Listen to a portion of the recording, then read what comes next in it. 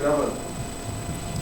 Boa tarde a todos. Então estamos aqui em mais um episódio do podcast ABScast da nossa agência de marketing e quero agradecer a duas personalidades aqui sensacionais. Eu já estou aqui no back-end aqui trocando uma ideia, daquela ideia sensacional. Então trago para vocês aqui, vou apresentar mais ou menos e eu quero que eles se apresentem depois. Então eu estou aqui com a doutora Andréia, que é cirurgiã dentista especializada em várias coisas aqui. Eu estava até comentando que se eu for comentar aqui o currículo de cada um, eu vou demorar aqui no mínimo 1 hora. Então eu vou deixar a doutora se apresentar. E estamos também com um secretário para pessoa com deficiência, secretário Flávio também, que eu vou pedir para ele se apresentar. E vai ser um bate-papo super interessante aqui para a gente hoje. Doutora, muito obrigado por fazer parte aí desse nosso novo projeto, né, que é o ABScast. Então a gente está aqui exatamente para trazer informação, principalmente dessa área da saúde e trazer toda essa galera que tem interesse do empreendedorismo, tem interesse de saber de mais informações desse nosso meio. Eu queria que a senhora se apresentasse agora e falasse como é que é essa sua carreira, onde que você trabalha, como que funciona essa dinâmica.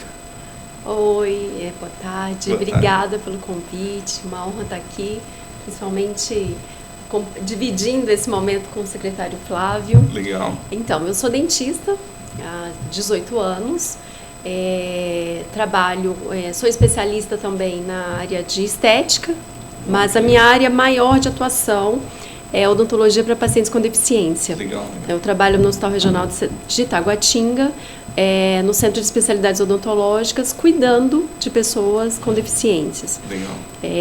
A minha carga horária maior é com esse público. E sou também professora na Universidade Católica de Brasília, na qual eu sou docente nas disciplinas de dentística, que é a área da estética, a área geral da odontologia, e também na área de odontologia para pacientes com deficiência, pessoas com deficiência lá na universidade. A nossa universidade foi a primeira no DF a oferecer dentro da grade curricular a disciplina, não só teórica, como também a prática do atendimento ao público, né, com deficiência. Então, eu já estou na universidade há quase 15 anos. Caramba. Em fevereiro faço 15 anos lecionando, dando aula, não só teórico e prático, também aos alunos do curso de odontologia da universidade. Show de bola. Também trabalho no serviço privado. Show de Tento bola. conciliar aí todas essas atividades. Tarefas. Olha que legal. E você, secretário? Se apresenta aí para o pessoal. Bacana. Primeiro, prazer muito grande estar aqui, né, num projeto tão interessante e trazer um pouco da nossa experiência, do nosso trabalho. Eu sou pedagogo de formação e, como você falou da doutora Andréia, eu sou meio multifunção. Eu sou pedagogo de formação, sou servidor de carreira da Secretaria de Saúde, fui em alguns governos anteriores gestor na área da pessoa com deficiência. Fui gestor institucional de várias instituições, principalmente na área de esporte. Fui presidente da Federação de Basquete em Cadeira de Rodas, presidente do Conselho Fiscal da Confederação Brasileira de Basquete em Cadeira de Rodas. Hoje faço parte do Comitê Paralímpico Brasileiro como membro do Conselho Fiscal também. E aqui em Brasília atuei muito na área do esporte, como presidente da Federação de Esporte Paralímpico, a Paraesporte, e membro do Conselho do Esporte mais de 7 anos. Então, essa área do esporte também é uma área que eu tenho um prazer muito grande de lidar, até por ser atleta, né? Comentei com você numa conversa prévia que fui do basquete em cadeira de rodas mais de 30 anos e conciliei nesse período também o tênis em cadeira de rodas e hoje sou atleta ainda, né, do tênis. Alguns amigos falam que eu já estou na transição de sair, de ser atleta, sair da quadra para ser gestor, né? Eu estou resistindo, mas vai acabar chegando esse dia, né? O esporte, ele sempre segura a gente, né? Segura, é verdade. E hoje estou aí com essa missão de estabelecer essa política pública da pessoa com deficiência dentro do governo do Distrito Federal. Nesse segundo mandato do governador Ibanez, estamos aí, né, fomos reconduzidos, nós estivemos na primeira gestão dele e estamos aí continuando essa gestão para trabalhar em prol das pessoas com deficiência, que já é uma área que, assim, já exerço essas atividades há mais de 30 anos aqui em Brasília. E espero, assim, estar contribuindo e continuar contribuindo com esse segmento. Show de bola. Eu particularmente, quando minha mãe, através da minha mãe, que também trabalha no HRT, aí a gente chocou as agendas, né? Então, a doutora Andréia me recepcionou muito bem lá e tal, e começamos a conversar, porque eu tenho também um sobrinho com autismo, e desde pequeno a gente sempre fez o acompanhamento. Então é uma questão também que para a família que tem essa pessoa com uma certa deficiência, a gente sempre está preocupado e sempre está buscando principalmente leis, principalmente o que dá acesso a essa pessoa, como que ela pode dar esse acesso. E hoje eu achei um tema interessantíssimo que a gente trouxe, porque a gente não vê sempre falando, a gente não vê isso sendo divulgado. E hoje a gente tem no Brasil, trazendo o esporte paralímpico como um assunto em voga, hoje o Brasil ele é um dos maiores medalhistas. Se a gente for comparar com os Estados Unidos na categoria ali convencional, a gente tem o Brasil como a Paralimpíada, que traz diversos medalhas de ouro, enfim. É verdade. E assim, como que isso é divulgado?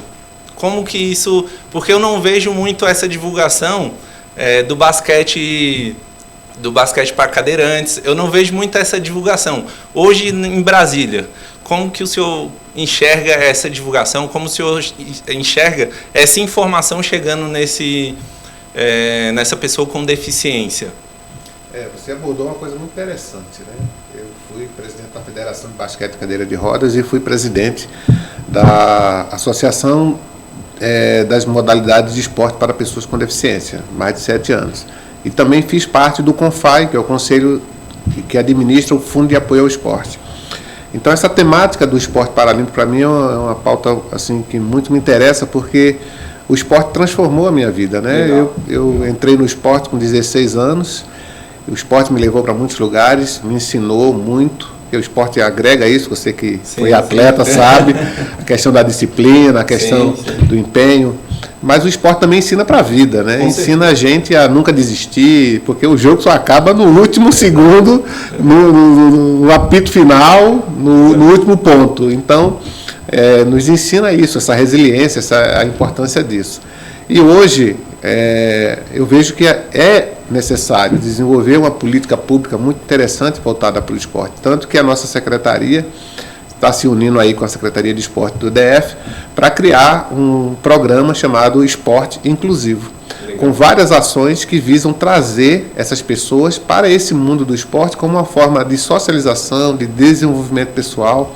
Imagine que uma pessoa que tem uma deficiência, no esporte ele vai se desenvolver fisicamente, musculatura, força, desenvoltura, o que vai ajudar ele no seu dia a dia. Sim. Né? Então a gente tem essa ideia de agregar o esporte como um instrumento, como uma ferramenta importante para a construção da vida das pessoas. E, como você falou, há uma necessidade, sim, de se trazer essa visão do esporte, essa visão da inclusão, da cidadania da pessoa com deficiência de uma forma mais efetiva. Legal. E, como você falou, o Brasil hoje está entre os 5 melhores países do mundo na área do esporte paralímpico, proporcional a países europeus, né, e muito desenvolvido como Estados Unidos, Canadá, França, Inglaterra, Holanda, tantos países aí no mundo que são considerados países de primeiro mundo. O Brasil consegue superá-los nessa área do esporte paralímpico, né? Sim. Então, nós somos um celeiro muito grande, mas precisamos efetivar políticas públicas mais efetivas para esse público. Show de bola. E a gente vê que, de fato, o esporte ele oportuniza muito essa questão, essa entrada. Não só o esporte, mas o esporte, assim, eu sempre puxo a sardinha pro esporte, que desde moleque a gente sempre praticou esporte, enfim. E a gente vê que isso dá oportunidade. Então, hoje, o próprio empreendedorismo, que a gente fala muito aqui, principalmente eu que sou da área do marketing, eu que sou da área da gestão, falo muito sobre empreendedorismo, e a gente tem essa característica do esporte que também traz essa oportunidade para tirar o moleque da rua, para tirar as drogas ali de oportunidade errada e trazer para o negócio que vai dar certo para o país, que vai desenvolver tanto o meio social dele ali, enfim, né? Então acho interessantíssima essa parte. E é engraçado que a gente sempre está auxiliando, fazendo essa conexão, né, da Secretaria de Esportes com a Secretaria também da pessoa com deficiência, né? Sim, sim. Até porque o esporte em si é um grande instrumento de inclusão, seja para a pessoa com deficiência ou não deficiente. Né? A gente vai ver aí muitas pessoas que testemunharam a sua vida, a sua transformação de vida por meio do esporte. Não apenas porque se profissionalizaram ou, enfim, usaram o esporte para construir a sua vida, mas pelos princípios e essência que o esporte traz. Sim, né? sim. E hoje a gente pretende ampliar essa ação, porque se falou durante muito tempo, até pela evidência do esporte paralímpico, né, no mundo, sempre do esporte voltado para o alto rendimento, sempre o esporte voltado para o esporte paralímpico. E a gente hoje tem uma visão diferente, que é o paradesporto, que é o esporte para a pessoa com deficiência, independente de ser de alto rendimento, se é de inclusão, de social, se é de participação, exatamente para que essa essência do esporte seja implantada na cabeça dessas pessoas, para elas poderem se desenvolver como pessoas. Legal. Porque nem todo mundo vai ser um grande atleta paralímpico que vai para a Paralimpíada, mas todas as pessoas serão cidadãos. Legal. E é um princípio que a gente tem que construir, principalmente para áreas como o autismo, né? A doutora sabe muito bem o nível de complexidade que isso agrega. O autista ele tem diferentes graus de intensidade do transtorno, e isso a gente também tem que levar em consideração na construção dessa política. Né? Legal. Agregar esse público que muitas vezes é esquecido, porque ainda se tem dentro do meio ainda uma visão minimizada, né? Sobre o que é e quem são essas pessoas e a importância deles entrarem nesse meio social. E hoje, doutora, você enxerga isso na ponta ali da execução, né? Como que você enxerga essa inclusão, essas políticas, elas... como que você chegou nesse eu vou trabalhar nessa área com esses pacientes, como é que foi? Eu digo que a especialidade me escolheu. Legal. Né? Eu não saí da faculdade já certa de que queria fazer a especialidade de odontologia para pacientes com deficiência. Mas desde a faculdade, como eu também já era servidora pública, eu era técnica de enfermagem, e sempre trabalhando no hospital, nos plantões, sempre apareciam gestantes com urgência odontológica. E como eu estava na faculdade, aquilo me chamava atenção, né? Sim. E os médicos também falavam, Andréia, por que acontece isso com tanta frequência? A gente começou a estudar.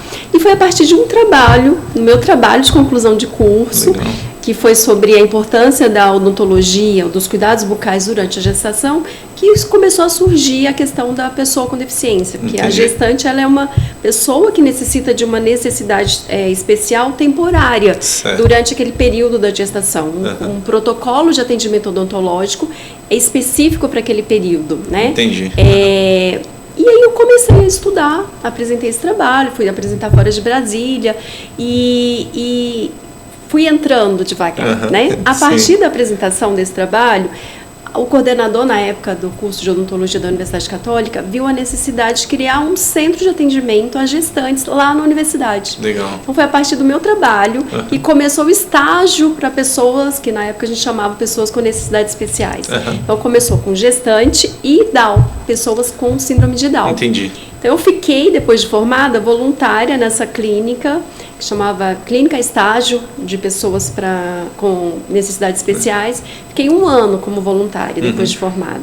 Depois eu parei, fui fazer realizar outros projetos, fui fazer especialização em dentística, fui fazer o mestrado.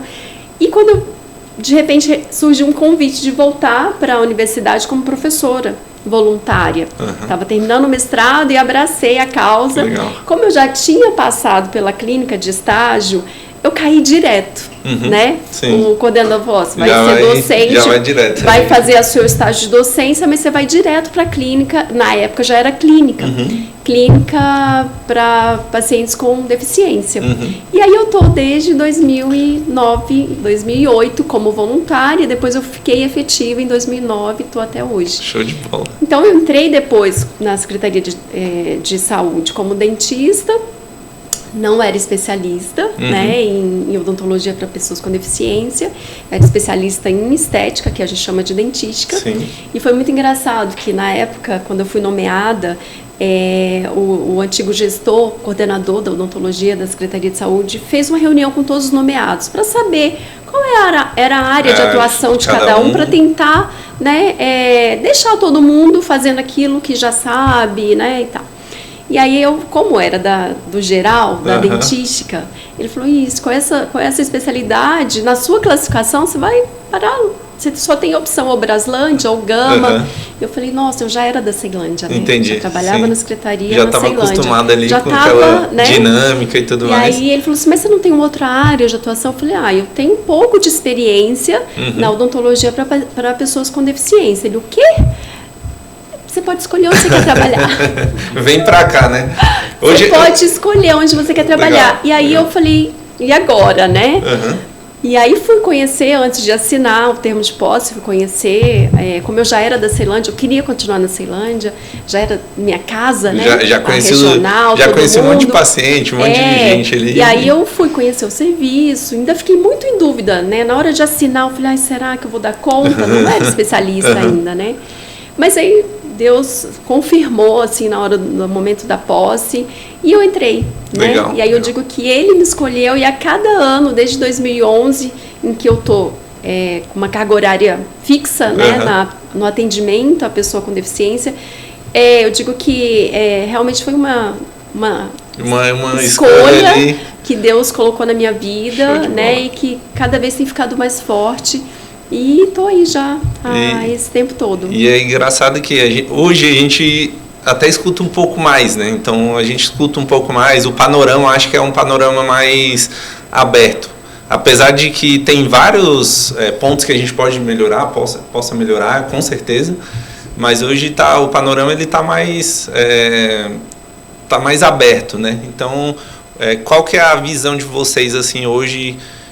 Atuando nessa área, porque hoje a gente lançou o cordãozinho e tal para mostrar o que isso impacta na visão de vocês, o que isso impacta de fato pro autista ou para a pessoa que tem algum tipo de deficiência.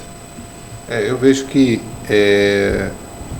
no passar do tempo, eu já trabalho com deficiente há 30 anos.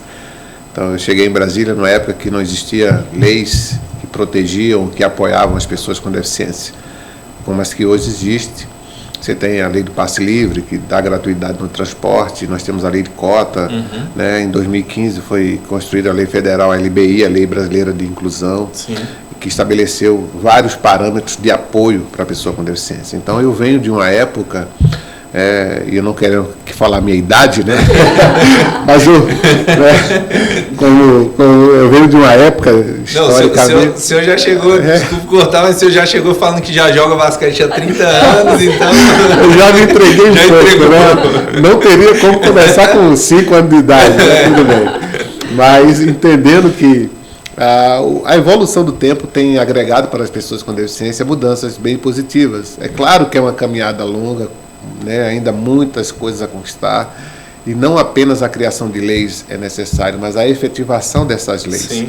Então esse impacto de coisas pequenas vão contribuindo para uma construção muito maior. Então você citou aí o cordão de identificação, que naturalmente deveria ser um cordão de identificação da pessoa. Sim. Mas hoje ainda existe necessidade de que esse cordão seja um cordão de conscientização, ou seja, as pessoas olhar aquele cordão e dizer, que cordão é esse? O que simboliza?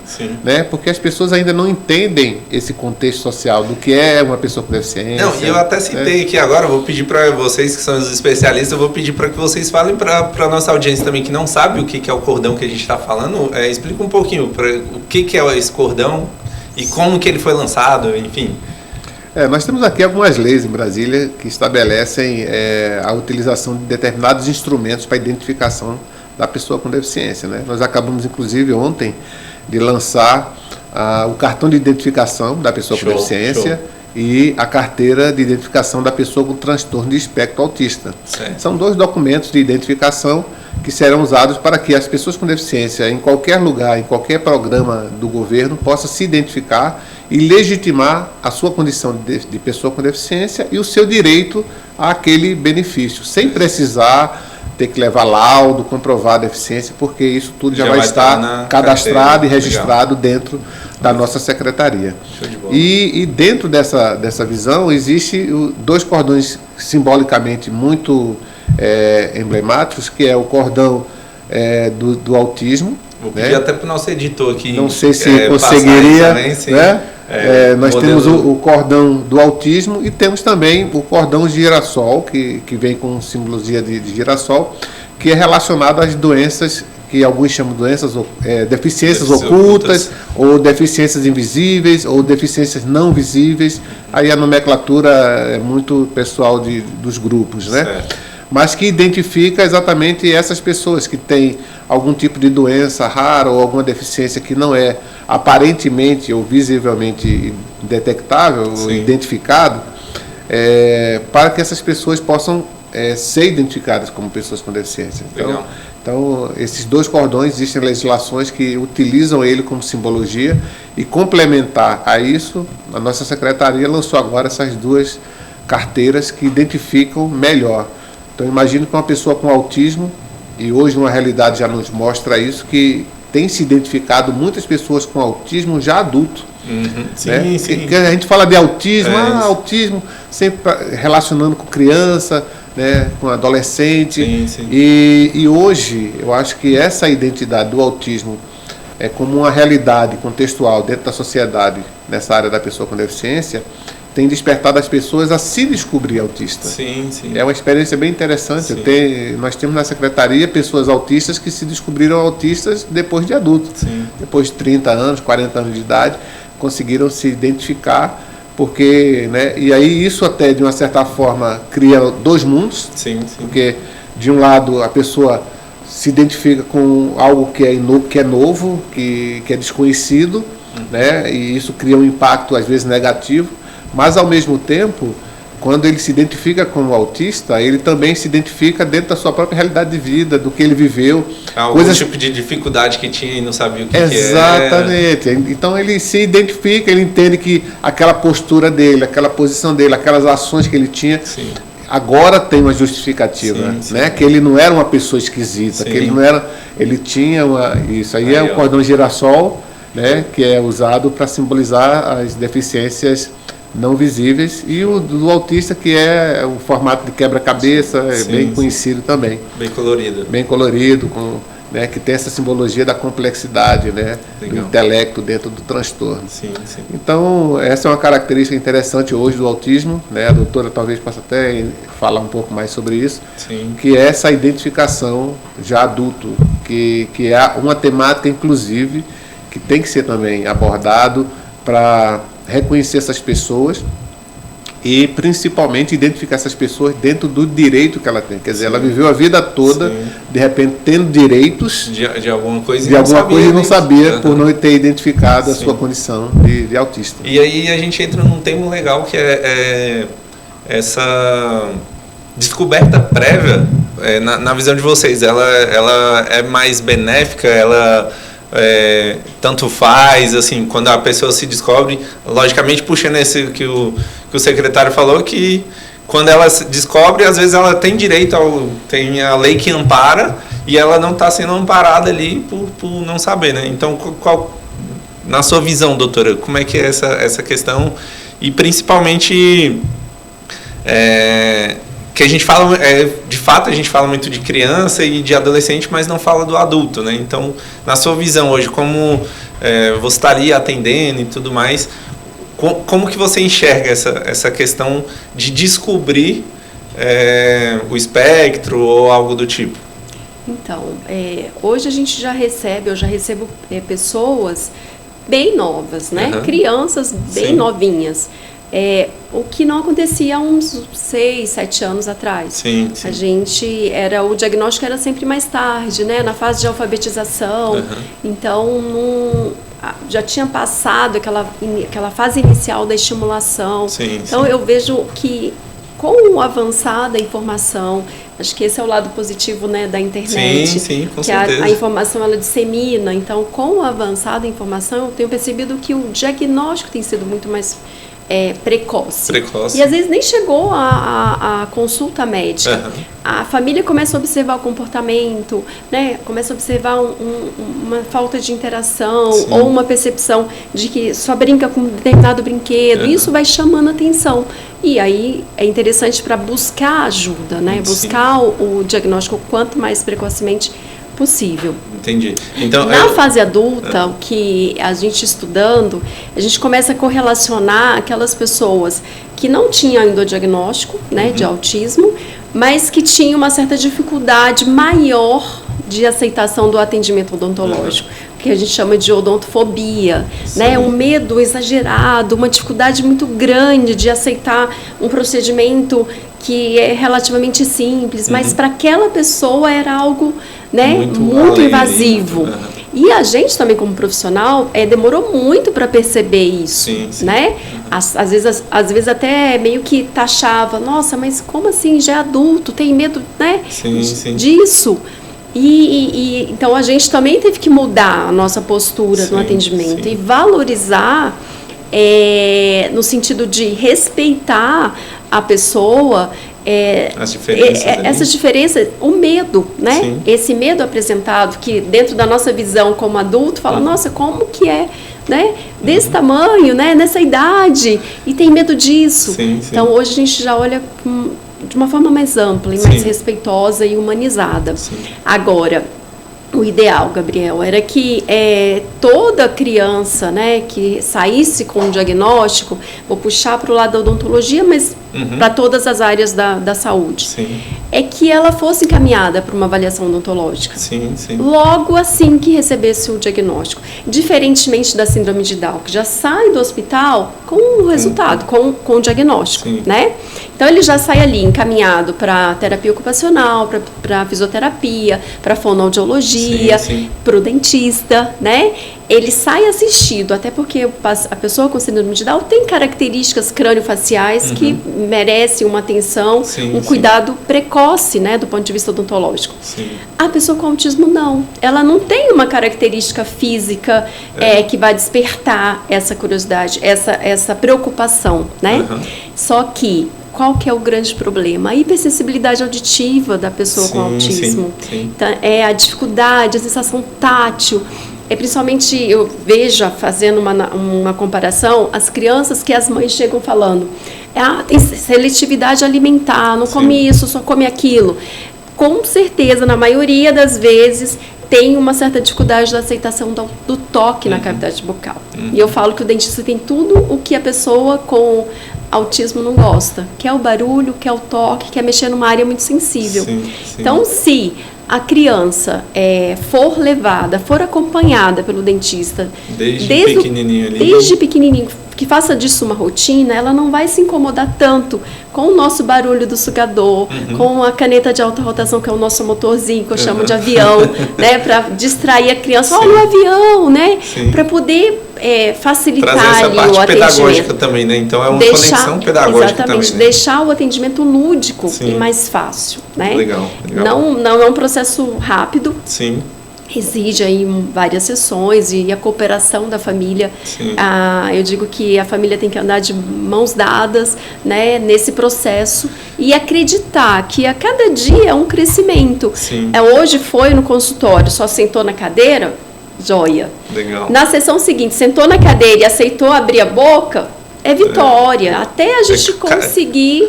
Cada passo é uma conquista ali. Até a gente conseguir acessar de fato, né?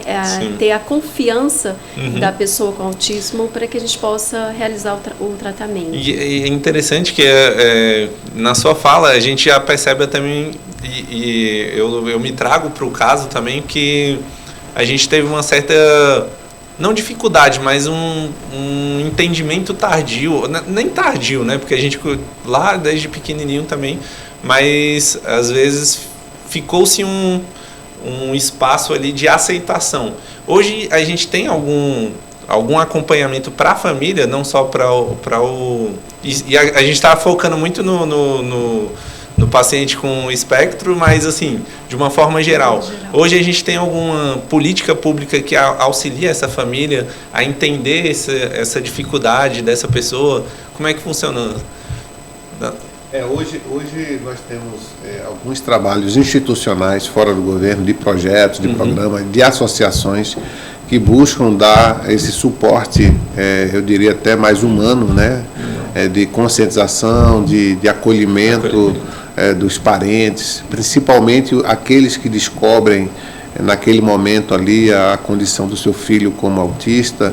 Então já existe em Brasília diversas instituições que desenvolvem trabalhos tanto para o autista especificamente quanto para os seus parentes, seu pai, sua mãe, o seu responsável. Dentro dessa visão, a nossa secretaria está agora, inclusive, se juntando dentro de uma portaria conjunto com a Secretaria da Mulher para desenvolver um programa de apoio a mães de pessoas com deficiência. E aí isso envolve, na sua grande maioria, mães de pessoas com deficiência na área intelectual, e dentro dessa área, dessa visão de área de atendimento, o autista se enquadra. Sim. Porque a gente entende que uma mãe, ou a família quase como um todo, sim, tendo alguém deficiente na sua casa, existe um processo de cuidado muito grande, né? Sim, sim. Que seja para que essa pessoa tenha tratamento, acompanhamento, como também o próprio cuidado diário, né? Sim, porque dependendo do grau do autismo ou da deficiência intelectual, é basicamente uma assistência 24 horas. E aí, então essas mães, que na sua grande maioria são mulheres, né? São mães, né? E aí temos uma estatística bem ruim nesse processo, porque muitos pais, na detecção de um caso de autismo ou de uma deficiência intelectual, enfim, tem uma tendência muito grande de sair de casa, de abandono. E aí a responsabilidade maior fica realmente com essa visão mais materna, né, de cuidado. E aí a nossa secretaria está realmente buscando desenvolver uma política que atenda e acolha essas mães, dando suporte psicológico, até um acolhimento de orientações, um trabalho de autoestima, né? Então temos algumas propostas que estão sendo construídas exatamente para trazer essas mães a um contexto de mais suavidade, de uma vida um pouco mais plena, mais tranquila, mais prazerosa, né? Porque geralmente são pessoas que se desgastam muito pelo empenho nos cuidados, né, dos seus filhos.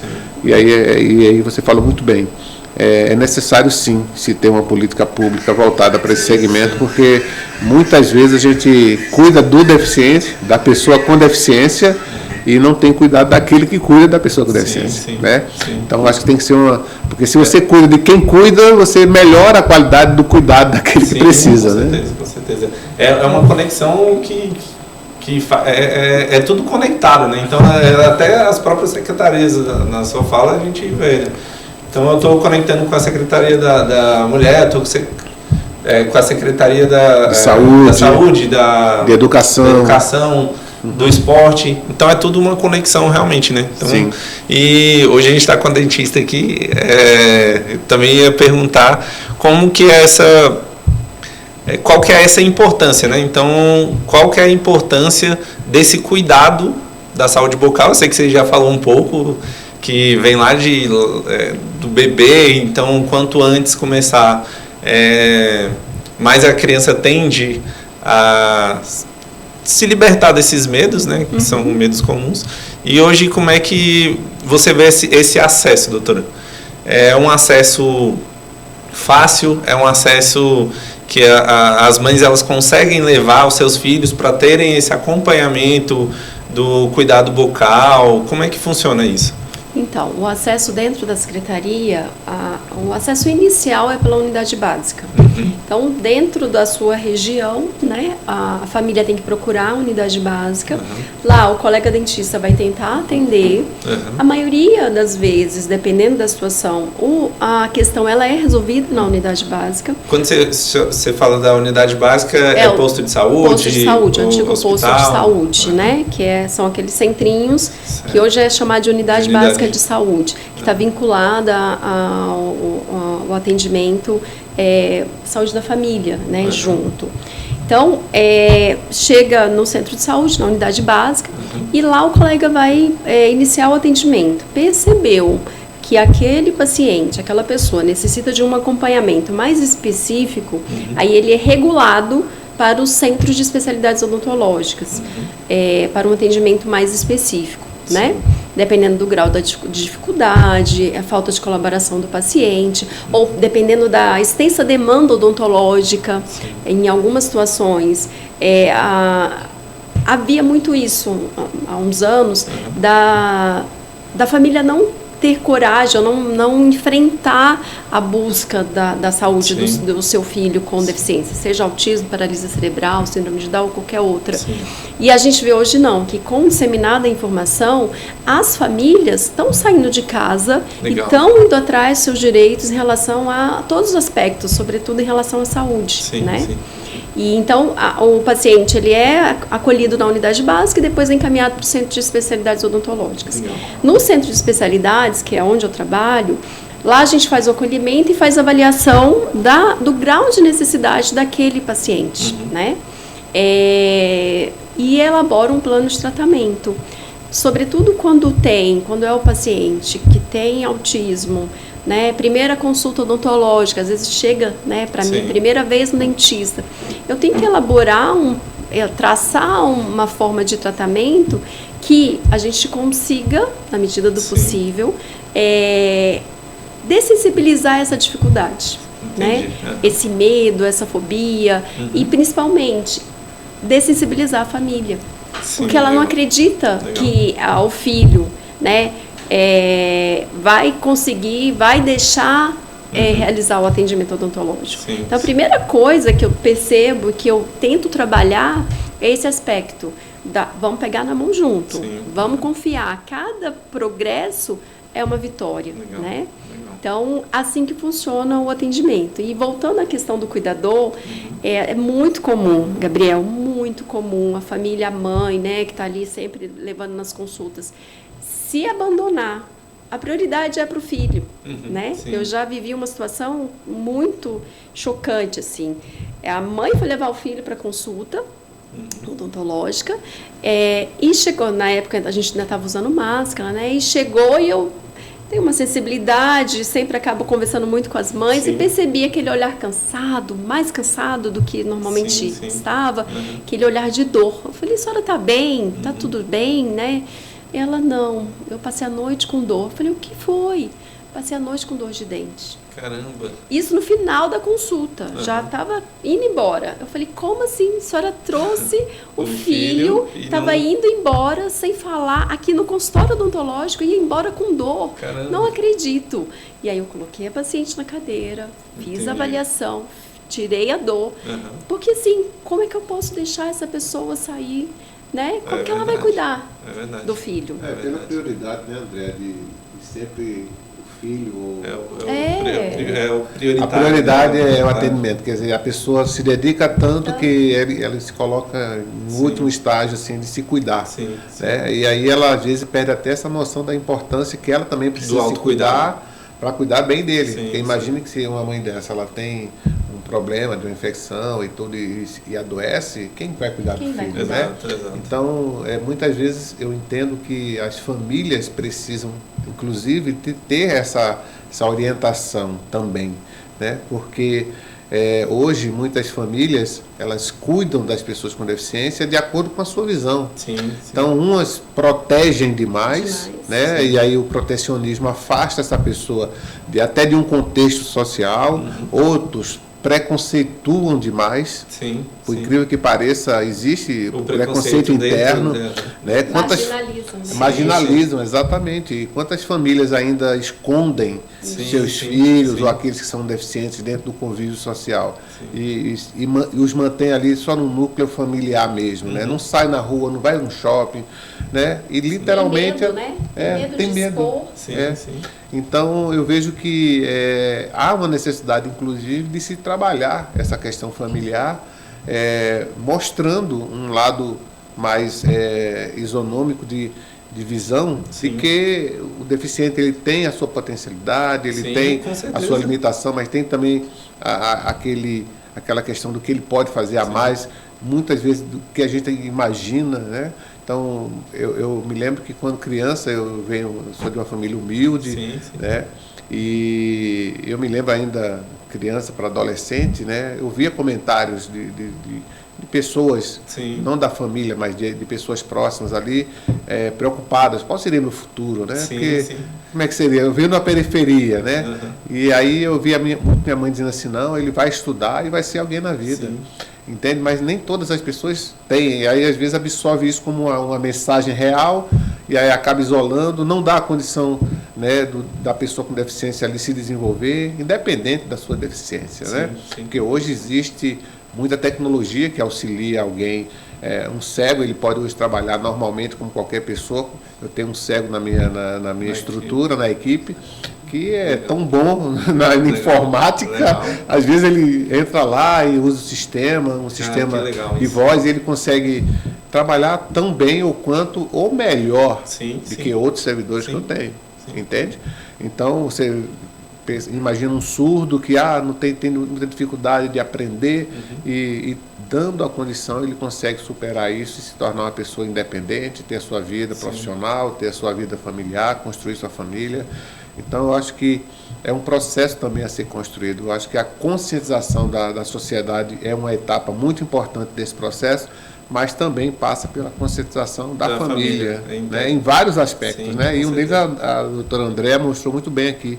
A família tem que entender que ela também tem que se cuidar, para cuidar bem, e principalmente ter uma visão diferenciada, uma vertente diferenciada sobre o que é uma pessoa com deficiência, para não criar esse isolamento e acabar achando que está ajudando, só está prejudicando. Só está prejudicando. É uma fala totalmente pertinente que a gente percebe exatamente esse isolamento, às vezes, interno, né? Então, pelo protecionismo, pelo não, vou na doma, pela dificuldade. E eu como esportista aí, né? Já presenciei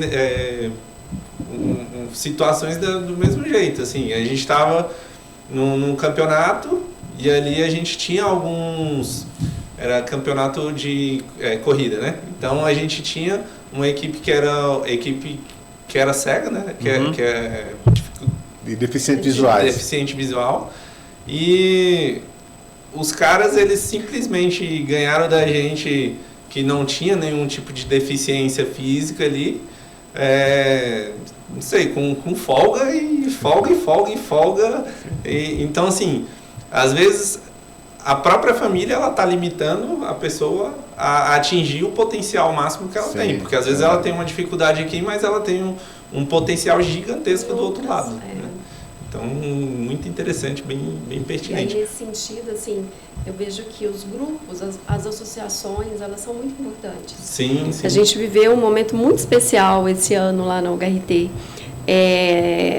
Finalzinho de março, a gente fez um encontro para um grupo de mães, né, de famílias, de filhos com autismo. E foi muito legal essa reunião, porque eles puderam perceber, os pais puderam perceber que cada um é cada um, né?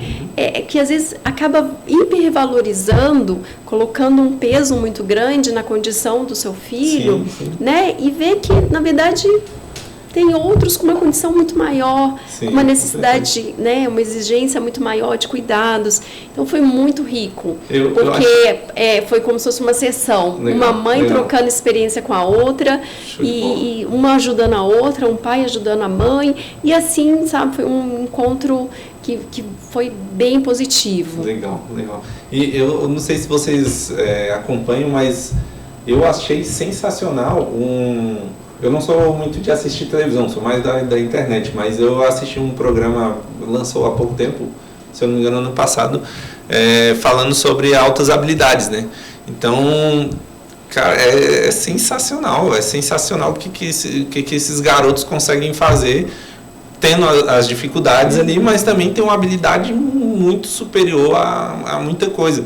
Então, se a gente alinha isso a políticas públicas, alinha isso na divulgação, no acesso, cara, o nosso país ele só tende a crescer, só tende a evoluir, utilizando isso ao nosso favor, né? Então, é bem interessante, muito interessante mesmo.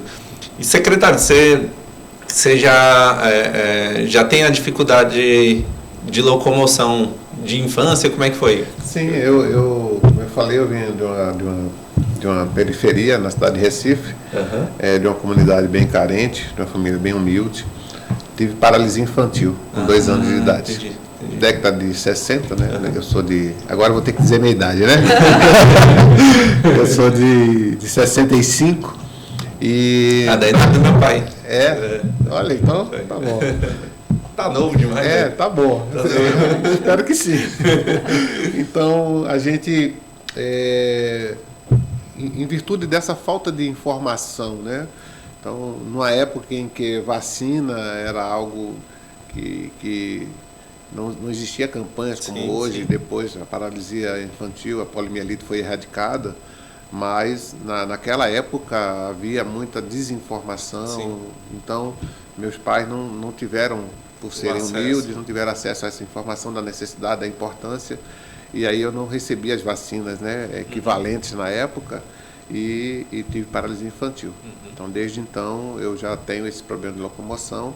Durante um bom tempo, eu tive uma locomoção como comandante, né? Eu andava com a ajuda de aparelho, bengala e tudo.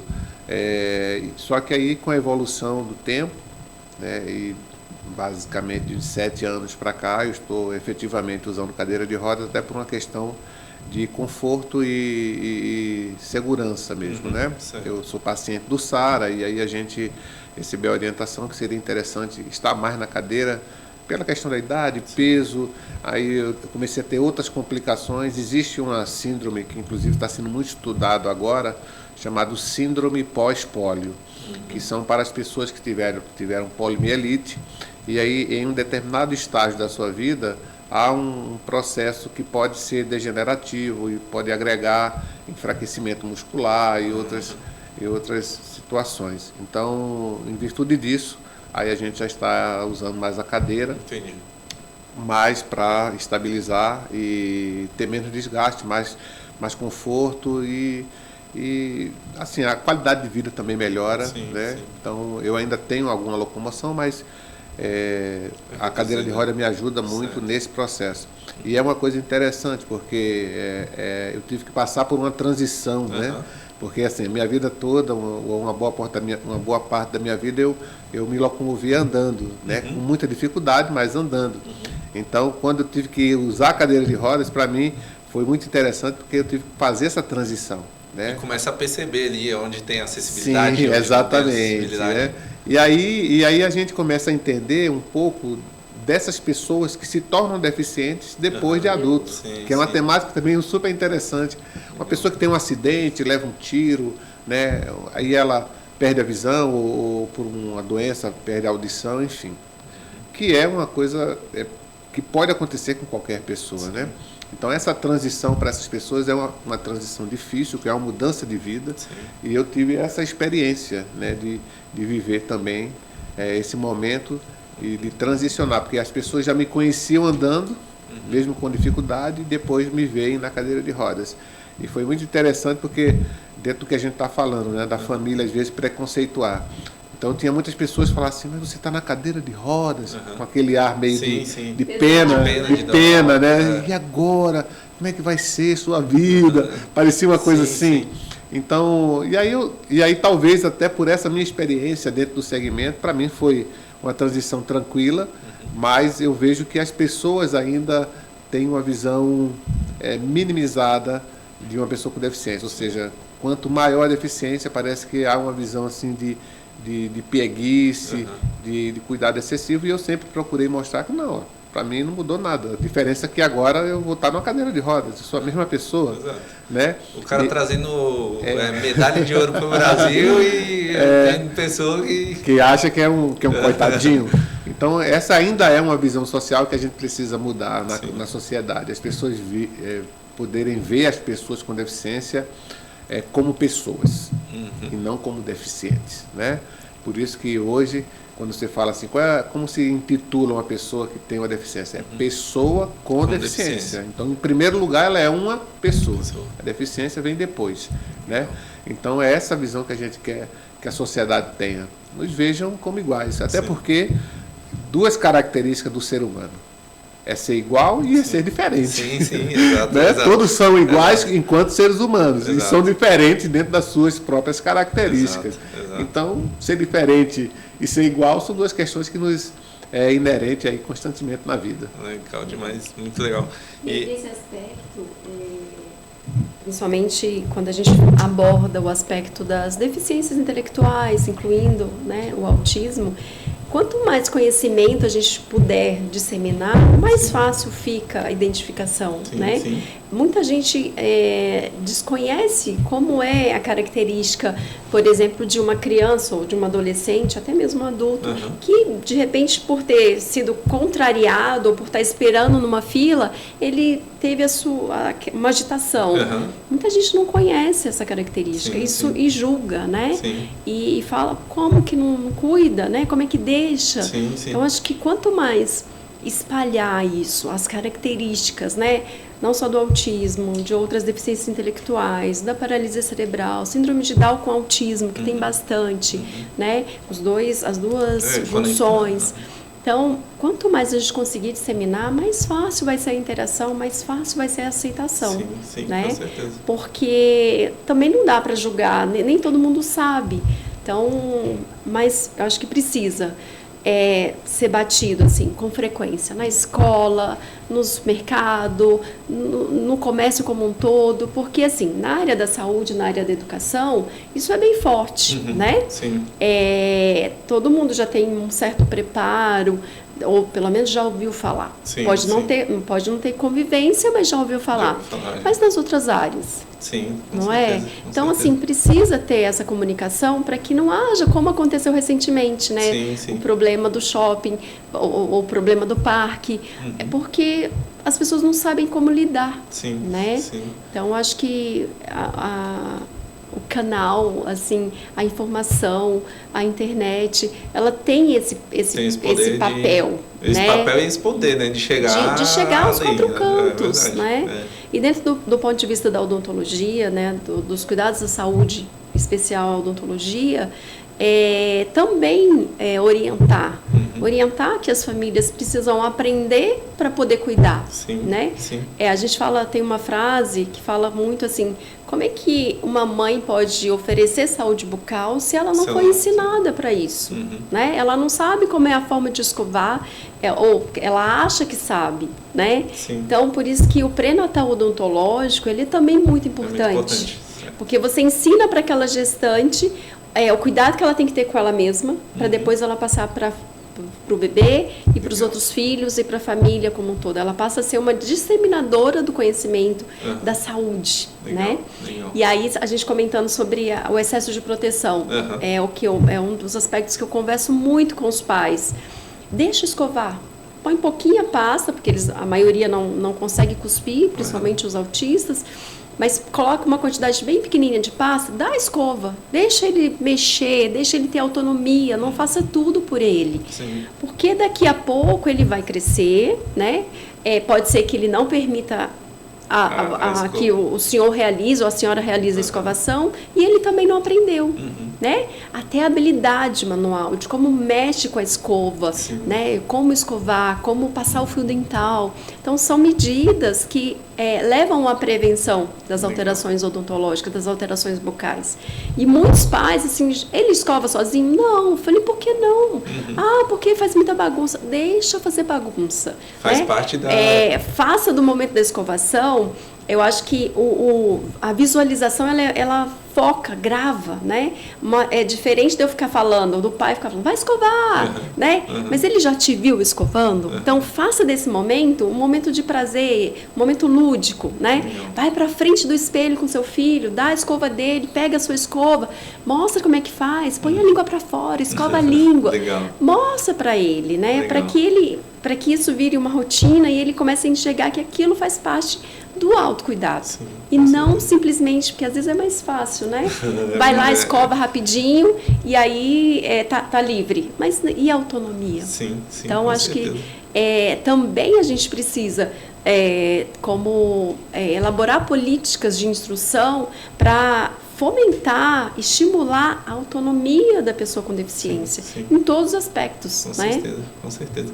E isso retrata mais ainda a necessidade, né, a importância desse cuidado com a boca, né? Então, eu vejo que a informação ela tem que chegar, a informação a internet ela tá aí para ajudar. Às vezes a gente divulga e às vezes a gente dá muito mais audiência para um conteúdo que é um conteúdo de distração e tal, do que um conteúdo que é para disseminar essa informação, né? Então tem fazendo essa conexão com o que o secretário falou, tem um amigo também que teve a poliomielite, e Nilton Legal, é um dos grandes músicos aí de Brasília, toca pra caramba, e também teve esse problema também pela falta de informação lá atrás, que a família não tinha não tinha acesso à informação, veio de uma família humilde, e a gente vê que a informação ela é tudo, né? Então, quando a gente leva e descarta essa informação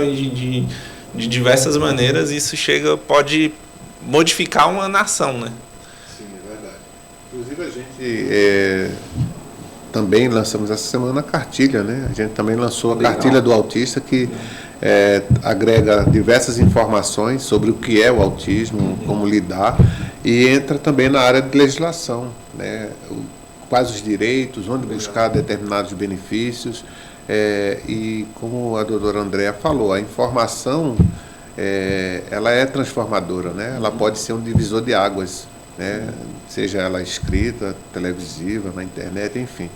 Quando a informação chega, ela tem o poder de transformar, né? A falta de conhecimento leva muitas vezes a pessoa para uma situação mais rebaixada socialmente, né? Quando ela tem essa informação e ela conduz essa informação para mudar a vida dela, ela tem um outro patamar de inclusão social, de conteúdo na vida dela. E hoje como é que a pessoa que tem como que ela tem esse acesso a essa cartilha? Nós estamos lançando ela em formato digital no nosso site e tem ela impressa, que foi o lançamento agora. Essa cartilha ela vai ser entregue para instituições, para familiares. Nós temos hoje uma central de atendimento na estação de metrô 112 Sul, que é onde atendemos todas as pessoas com deficiência, damos orientações em todas as áreas, a área social, a área de saúde, a área de emprego, os benefícios, como o passe livre, temos o atendimento de surdos e diversas orientações sobre onde a pessoa adquirir esse direito e onde ela pode buscar aquilo que a gente não oferece, onde ela pode adquirir, né, algum tipo de benefício. E lá também é feito a carteira tanto do autista quanto da pessoa com deficiência. Então é na 108 Sul? 112. 112. Estação de metrô 112 Sul. Legal. Então nós temos lá vários atendimentos e dentro dos atendimentos nós temos a cartilha que são entregues geralmente para pessoas com autismo ou parentes, né, ou pessoas ligadas a esse segmento específico, porque não é um material assim que a gente vai distribuir aleatoriamente, né? Pela riqueza de informação, a gente entende que é um material muito específico para as pessoas que necessitam dessa informação e também para a comunidade que de uma certa forma tem interesse na temática, para conhecer mais e entender mais esse contexto, né, do que é o autismo até para se auto-identificar, né? De Sim, repente sim. uma pessoa ela vai ler lá Sim. característica do autista. Ela... Pô, peraí, isso aqui sou eu. É verdade. Né? É então, verdade. é como eu te falei, às vezes o conhecimento agrega essas descobertas. Sim, né? sim. As pessoas se descobrem autistas, às vezes. Eu tive uma amiga que ela começou a ler sobre o que era autismo. Sim. E aí ela ficou assim, se identificou. Disse, isso aqui tudo eu fazia quando eu era pequeno, né? E aí ela foi fazer a avaliação e se descobriu autista. Então, Sim. é interessante. A informação, ela realmente é um romper de fronteiras e um divisor de águas. Legal, show de bola, show de bola. E a gente está bem na semana Semana Internacional da Pessoa com Deficiência, né? Dia 3, né? Dia 3, Inclusive, dia 3 nós estaremos lançando em parceria com uma instituição, com o projeto UNA, lá no Parque da Cidade, que é um projeto voltado para entretenimento, lazer, recreação e também alguns tipos de serviços voltados para a pessoa com deficiência. É ali no estacionamento onde funciona aquele trabalho de kart, né? Ah, tá. No Parque da Cidade. Parque da Cidade, aquele estacionamento onde tem o kart. Sim. Então lá vai ser lançado às 14 horas, né? Inclusive estão convidados a estarem conosco. E muito em breve outros projetos a Secretaria vai estar lançando aí. E dia 3, como eu falei, é o Dia Internacional da Pessoa com Deficiência. E a semana seguinte a gente considera a Semana da Pessoa com Deficiência. Então, vários programas, várias ações já estão sendo planejados aí para acontecer nesse período. Show de bola, show de bola. Para quem é de Brasília, né? Para quem... Sim, vai aproveitar lá com a gente, né? Show de bola. E é um trabalho bem interessante, porque tem caiaque, tem stand-up paddle, tem tênis de mesa, até aquele futebol de mesa também, né? Sim. Então, tiro com arco. Tem um monte de atividades assim, e também já estará sendo implementado nesse programa uma área que a gente chama de vivência, né? Então as pessoas vão vivenciar a experiência de serem pessoas com deficiência. Legal. Então a pessoa vai chegar lá, vai vendar, vai ter um circuito para ela identificar o que o cego passa, sentar numa cadeira para fazer um roteiro, subir rampa, descer rampa, fazer umas aventuras aí, digamos assim. Então cada um vai ter a sua própria experiência. E é interessante porque eu já vivi isso, né? Eu sou cadeirante, mas nós tivemos um passeio às cegas, né? E também participamos de um evento chamado Jantar às Cegas. Então, o que seria jantar sem ver a comida, né? E também um passeio que era uma caminhada às cegas. Então, foi vendado meus olhos e eu lá na cadeira. Então, a gente perde a noção de onde está o espaço, tudo que está ao redor. Então, é uma experiência muito marcante. Ao final, muitas pessoas choraram porque, finalmente, né, caiu a ficha do que é ser uma pessoa com deficiência, né, e da dificuldade. Outra coisa é essa conscientização, né? Porque, por exemplo, muitas vezes a gente está na correria do dia a dia ali, e aí você para num local que você sabe que vai atrapalhar um cadeirante, porque você não se antenou ali, que é uma dificuldade que a pessoa... não, parei aqui rapidinho, mas... Exatamente. Então, é bem legal. Sim, é verdade. E inclusive, existem várias campanhas, né, para conscientização disso. Eu me lembro de uma campanha bem interessante, que colocaram-se várias cadeiras de rodas nas vagas dos usuários que não são deficientes, né? E aí a pessoa chegava lá com o carro, a vaga era dele, porque ele não tinha nenhuma marca, mas tinha uma cadeira de rodas, né? Entendi. Então ele parava assim, o que eu faço? Eu queria estacionar e tal. Aí vinha o ensinamento, né? Sim. Então, porque muitas pessoas utilizam, inclusive usam muito essa frase. Não, mas foi só um minuto. Só um pouquinho, foi rapidinho. Né? Foi rapidinho, né? E aí a campanha, essa vaga não é sua nem por um minuto. Nem por um minuto, então legal. E aí as pessoas começaram a ter consciência do que é precisar de uma vaga e não ter porque está ocupado por alguém que não deveria. Ou por um objeto que não deveria estar ali. Então a cadeira simbolizava exatamente esse contratempo de informação, ou seja, da mesma forma que algumas pessoas utilizam a nossa vaga, agora a gente está usando a vaga de vocês para mostrar como é difícil. Entendi. Né? Então, são campanhas bem interessantes, bem inteligentes. E eu acho que são coisas que são necessárias. A sociedade entender o contexto do que é uma pessoa com deficiência, suas dificuldades, e ter esse espírito de empatia, né? Para se colocar no lugar do outro. Sim. Aí eu acho que começamos a mudar os conceitos e essa visão social. Hoje eu vejo muito essa integração dos alunos, que antes a gente tinha alunos na própria Secretaria de Educação. Posso estar até falando besteira aqui, mas antes a gente via que tinha a sala para pessoas com deficiência, a sala convencional, e hoje a gente tem essa integração dos alunos que são... os alunos estudam dentro da sala com os alunos convencionais, e ali às vezes a gente vê que isso é transformador, é conexão, né? Então eles estão sendo tratados como de forma igualitária ali, com suas dificuldades, todo mundo unitário, igual você falou, né? Então todo mundo é unitário, mas ele está sendo todo mundo tratado numa sociedade ali, que ele vai aprendendo várias coisas, né? Nós entendemos que hoje existe a necessidade de atendimentos educacionais diferenciados, né, para públicos específicos, pela dificuldade de aprendizagem, pela dificuldade da deficiência, né, da intelectualidade ali afetada pela deficiência. Então, eu acho que algumas situações você tem que levar esse público realmente para um atendimento diferenciado, direcionado, né? Por isso alguns centros de ensino especiais existem para trazer esse conceito de, como a doutora falou, às vezes pequenas conquistas, mas que significam muito, né? Então, um aluno que chega num centro de ensino especial que não fala, aí ele já sai balbuciando palavras e tendo interação social. Então, há uma necessidade.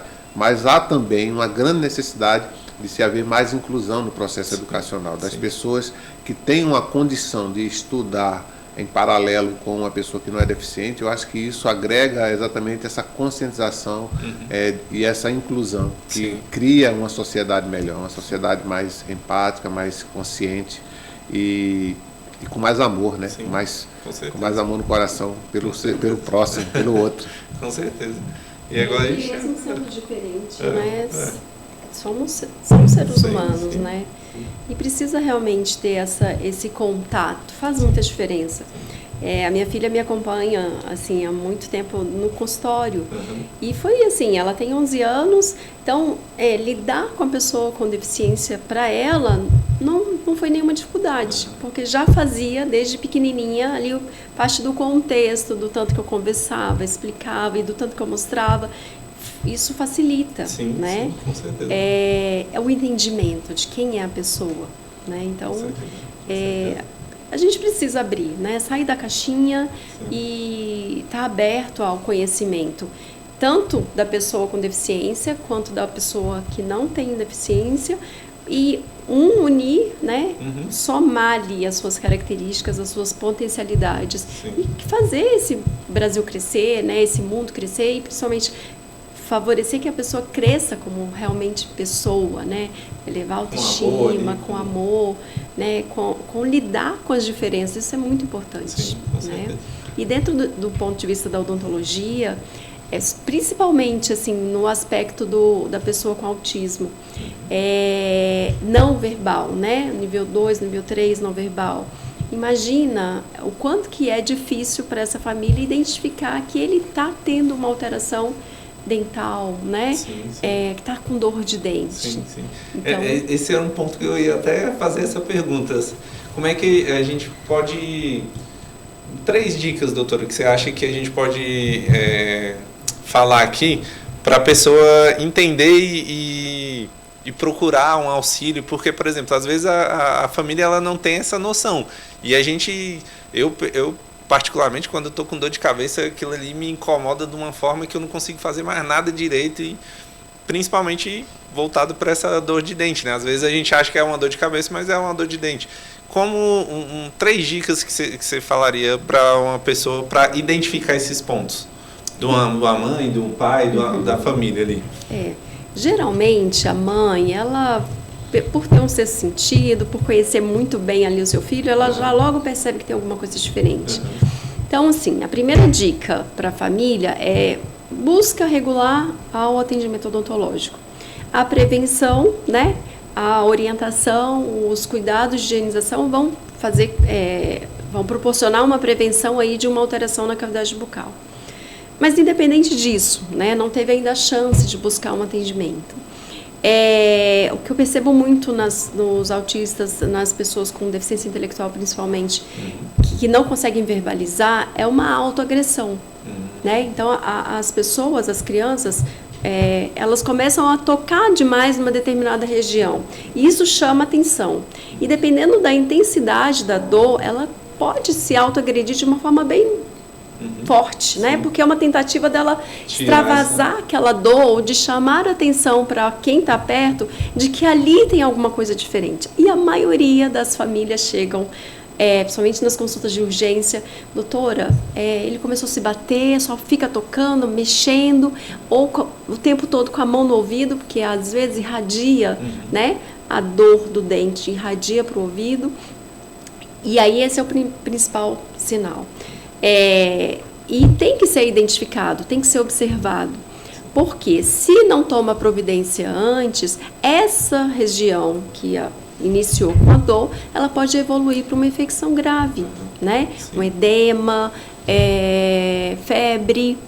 E aí, imagina uma pessoa com deficiência intelectual que não consegue verbalizar, apresentando todos esses sintomas.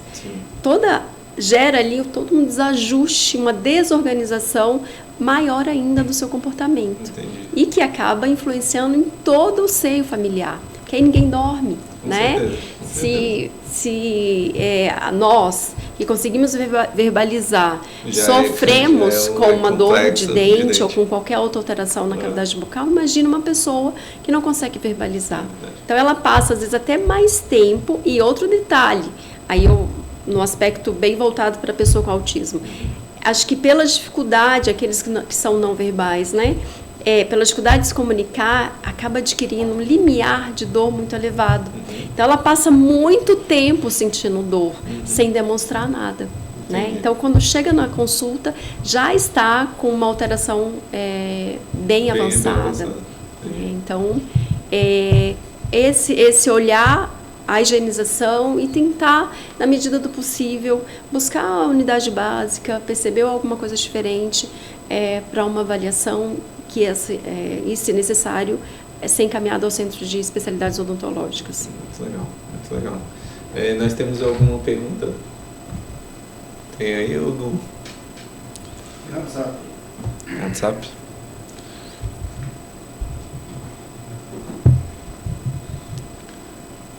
Vamos fazer as perguntas aqui.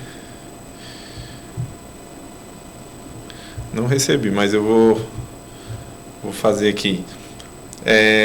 Qual que é esse é o objetivo da Semana Nacional da Pessoa com Deficiência? Qual que é o objetivo central?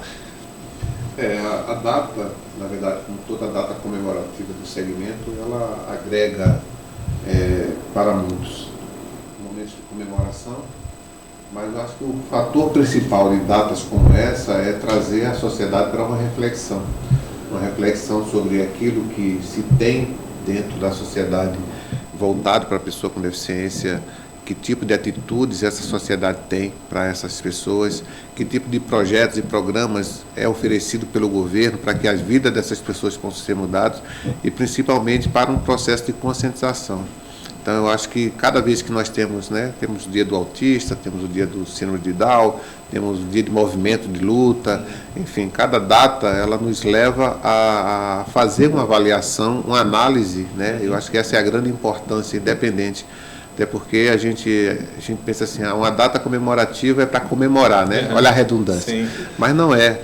Uma data comemorativa da pessoa com deficiência, ela nos traz um despertamento para saber aquilo que somos, aquilo que deveríamos ser dentro dessa sociedade que nos abraça, que nos abrange, e fazer um comparativo desse processo. Se houve evolução, se houve regressão, né, dentro de políticas públicas, dentro de uma interação social, e a partir daí melhorar a qualidade de vida dessas pessoas e melhorar esse histórico, né, social, porque, querendo ou não, a própria sociedade é a mais beneficiada quando ela trabalha em prol das pessoas com deficiência, em diversos níveis, né? nem que seja na questão conceitual de ser uma sociedade realmente rica, sim, não só de conhecimento, mas rica de atitudes, sim, atitudes positivas em prol das pessoas que precisam, né? Porque a grandeza não está de uma pessoa, está muitas vezes naquilo que ela faz em prol daquele que é menor que ela, né? Então, quando a sociedade tem essa visão, eu acho que ela se torna uma sociedade melhor e com pessoas melhores. Legal, legal. Hoje, na sua visão, doutora, o principal ponto assim que você identifica nessas famílias que você atende, porque atende não só o paciente, mas atende a família de uma forma geral. Hoje, o principal ponto assim que você visualiza dessa conexão com...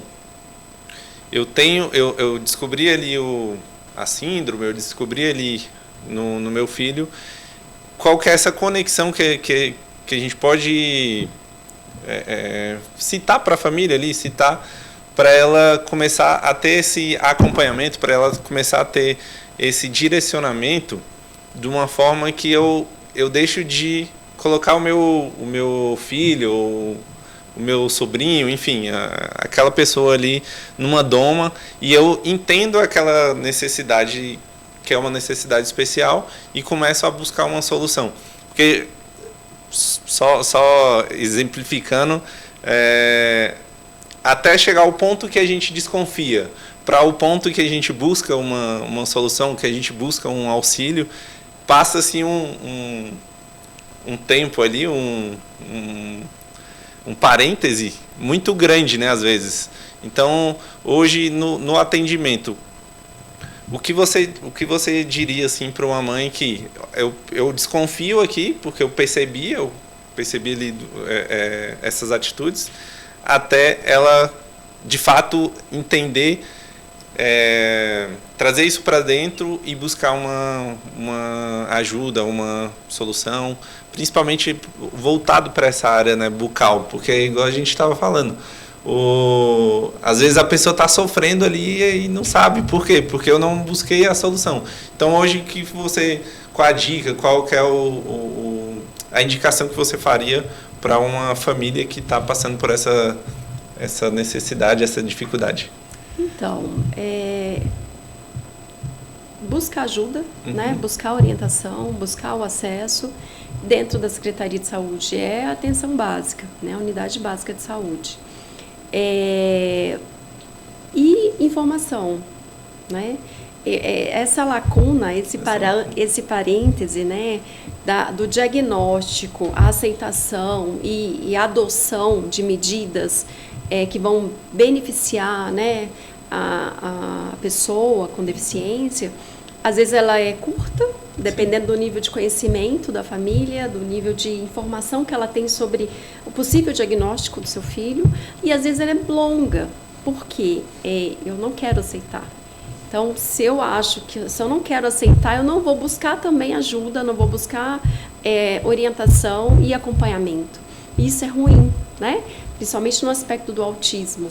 Quanto mais precocemente for o diagnóstico e quanto mais cedo eu conseguir socializar, interagir, estimular, melhor, para que ele entre, né, volte, tenha acesso com mais facilidade ao mundo social, que é a grande dificuldade do autista, né?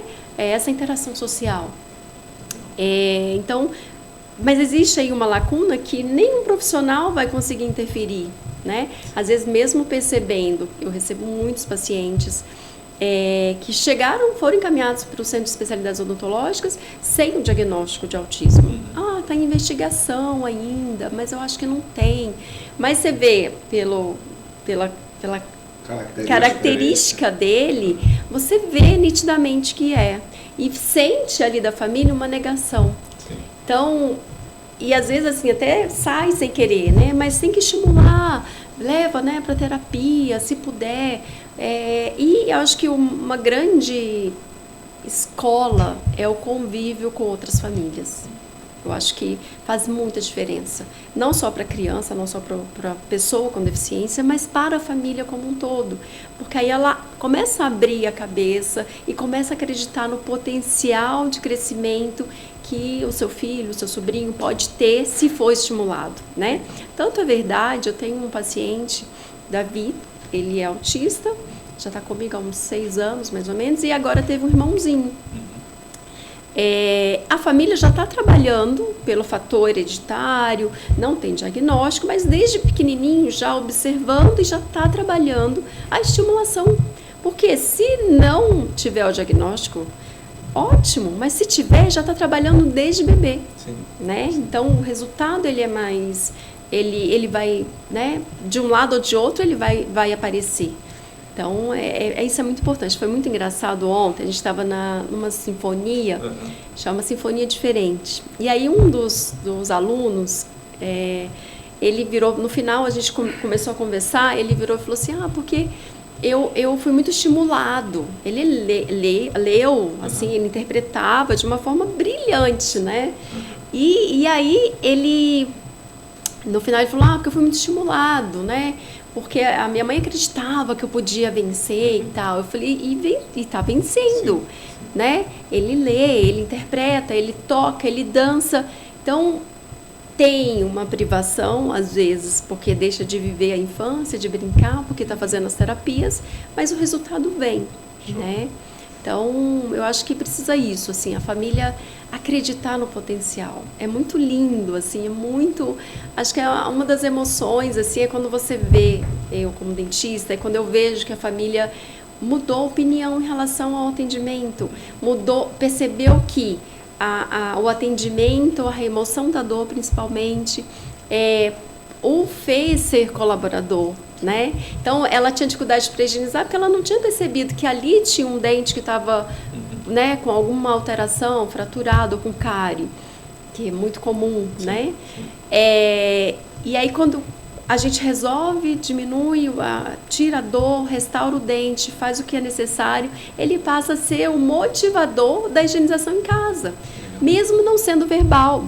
É do tipo que termina o almoço, pega a escova e vai, chama a família para ir ao banheiro escovar os dentes. Sim. É muito interessante, é muito lindo quando a gente vê essa mudança no círculo, sim, né? Sim. Da orientação de todos os membros. Então, na consulta, a gente sempre pede que venham o pai, a mãe, se estiver junto, os irmãos, para que eles possam aprender ali no convívio, no momento do atendimento e disseminar isso para toda a família. Legal, legal. Eu tenho em casa o Benjamin também, ele, na hora de, às vezes, é um feriado, alguma coisa assim, ele levanta no horário, pega a mochilinha e vai lá puxar meu irmão para ir para a escola. Então, é bem isso mesmo. É a rotina, né? Nosso bate-papo aqui sensacional, gostei pra caramba, eu até me prolonguei bastante aqui. Então, vou pedir pro secretário, pegando esse gancho, secretário, o que você diria ali para a família que ainda está nessa aceitação, nessa doma, nessa questão de... eu não sei se meu filho vai ter um futuro.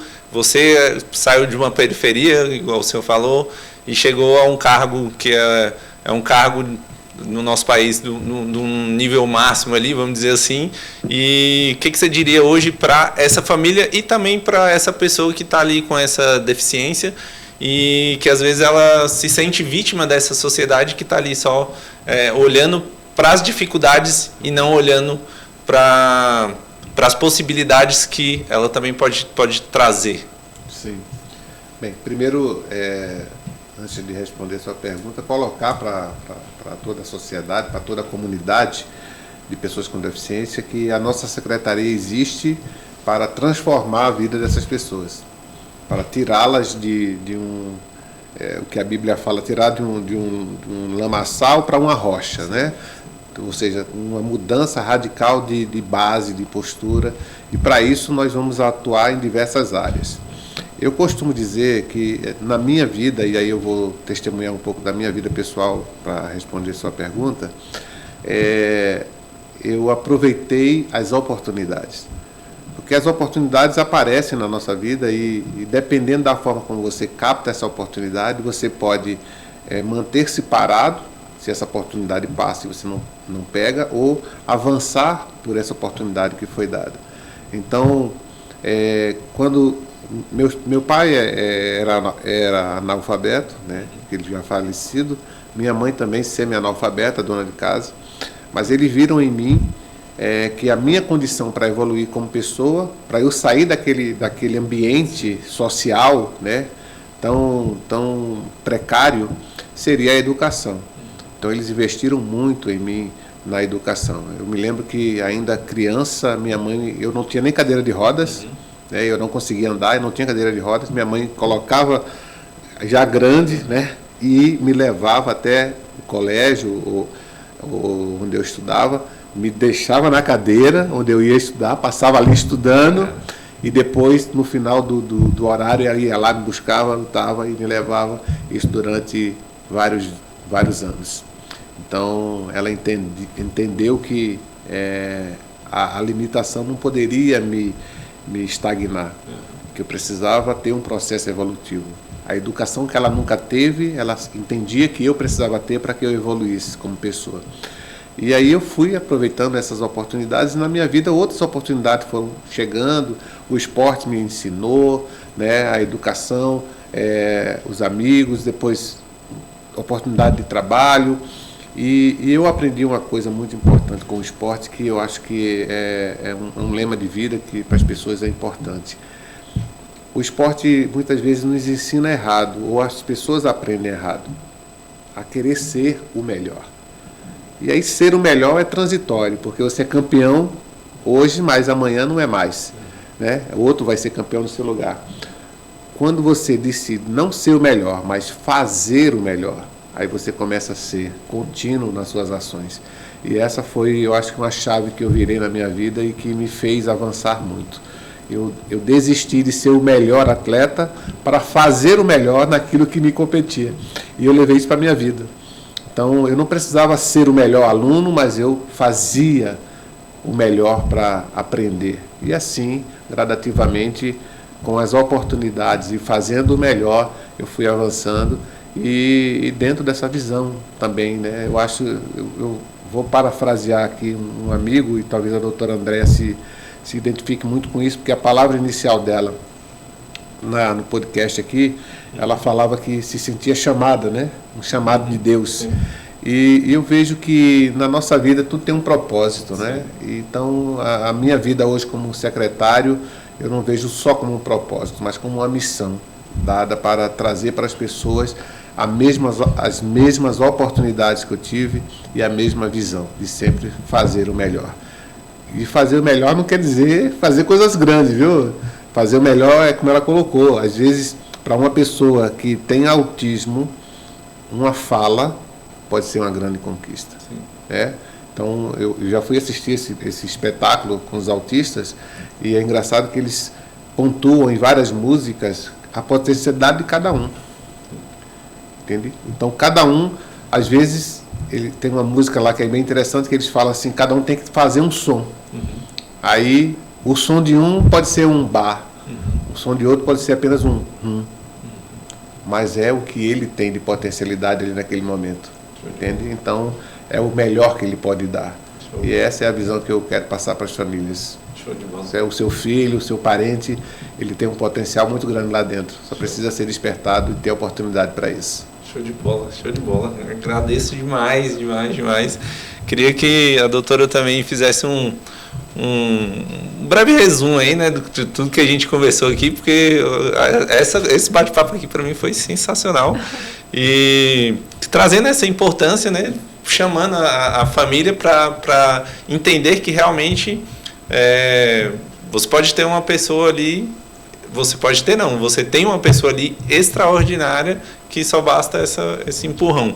E eu queria que você fizesse um resumo para a gente do que foi discutido aqui, chamando essas pessoas também para... Como dentista, né? O essencial, assim, eu falo que eu trabalho com a linha mais torta do ser humano, que é o sorriso, né? E mesmo ele não tendo condições de verbalizar a sua felicidade, ele tem condições de sorrir, né? De mostrar a sua felicidade através do sorriso. Mesmo não conseguindo falar, né? O que está agradando ou não agradando. Então, que as famílias se conscientizem que a saúde bucal é extremamente importante, né? Faz parte da saúde geral, não pode ser negligenciada e tem que andar junto com todos os cuidados diários, né? Então, que a família tenha esse cuidado de que a prevenção é tudo, né? O cuidado, sobretudo, quando a gente fala de uma pessoa com deficiência, a prevenção ela é de extrema importância no aspecto da saúde bucal.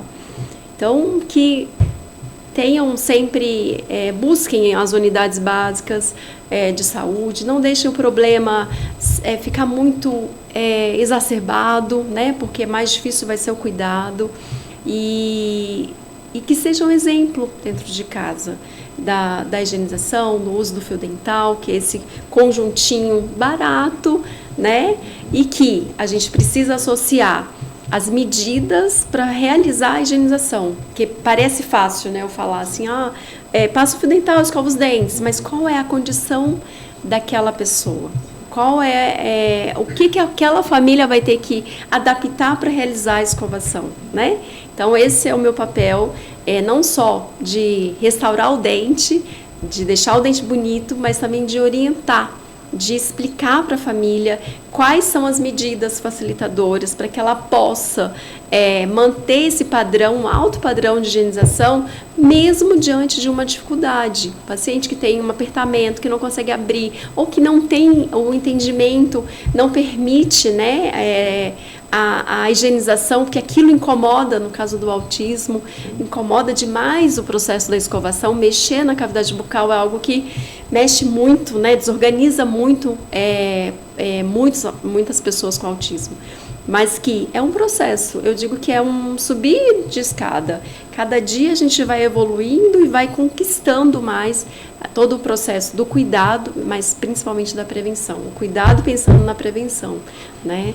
A gente tem muito o atendimento, às vezes, no centro, aqui no HRT, de pacientes que vêm com uma demanda muito grande, né, do ponto de vista odontológico, ou que não permite de forma alguma o acesso à sua cavidade bucal. Depois que a gente faz o atendimento, e uma das linhas de tratamento é o atendimento sobre anestesia geral, a gente faz todo o atendimento numa sessão, o paciente vai para casa, ele volta, ele se encontra, ele se reconhece, mesmo não conseguindo falar. Ele volta a olhar para o espelho. Então, isso é fundamental, né? Elevar a autoestima e elevar a autoestima fazendo brilhar essa linha mais torta que é o sorriso, é minha grande felicidade. Show de bola, sensacional. Não tenho nem palavras para descrever aquilo que a gente trocou nesse bate-papo, nessa ideia. Quero agradecer demais a presença dos dois aqui e queria, se vocês quiserem, pode falar o @ de vocês do Instagram, para o pessoal que quiser seguir também, da doutora, @... O meu é Andréia Aquino Massiglio. E tenho também da clínica que eu trabalho, que é Delauge Odontologia Saúde e Bem-Estar. Show de bola. E o seu secretário? Eu, Flávio.Santos, DF, né? E aí vocês podem estar acompanhando também o nosso Instagram da Secretaria, SEPD, ou pode procurar no Google aí, Secretaria da Pessoa com Deficiência, para até entrar no nosso site, tem muitas informações interessantes lá para esse público. Show de bola. Vamos nos despedindo aqui, nos estendemos pra caramba aqui, porque o bate-papo estava sensacional, então quero agradecer também a presença de vocês, muito obrigado. Quero agradecer também quem está assistindo aí, vai assistir de manhã, de tarde ou de noite, então é um conteúdo que merece ser compartilhado, então eu peço aí que a galera sente o dedo aí no compartilhamento, chame mais pessoas para entender mais sobre todo esse assunto, nessas informações que a gente debateu aqui hoje, e agradecer. E tamo junto. Obrigadão. Obrigada. Top demais.